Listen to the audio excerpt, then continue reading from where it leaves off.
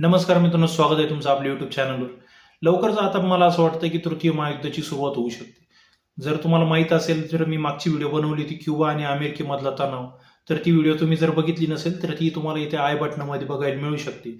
आणि ती व्हिडिओ बघितल्यानंतर तुमच्या ध्यानात येईल अमेरिका आणि क्युबामध्ये हा तणाव का आहे.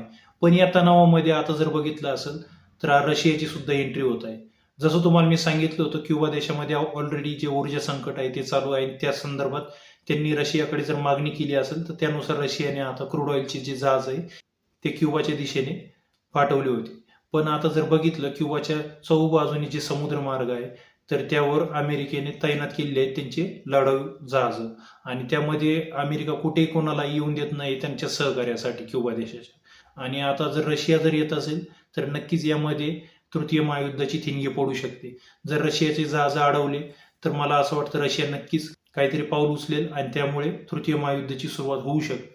पण आता बघूयात येणाऱ्या दिवसामध्ये काय घडते, कारण ही खूप मोठी घटना आहे. 7,30,000 जे क्रूड ऑइलचे बॅरल्स आहेत ते क्युबा देशाच्या दिशेने चाललेले आहेत. आणि ऊर्जा संकटासाठी त्यांना रशियाने एक प्रकारे पाठवलेली मदत आहे. आणि रशिया ही मदत का पाठवते ती मागच्या व्हिडिओमध्ये मी तुम्हाला ऑलरेडी सांगितलेली आहे. तर बघूयात येणाऱ्या दिवसामध्ये काय घडते. ही सर्व घटना घडण्यासाठी आता एक मोजून 10 दिवस राहिले. 10 दिवसामध्ये हे चित्र सगळं स्पष्ट होणार आहे. तर एवढीच होती ही महत्वाची अपडेट.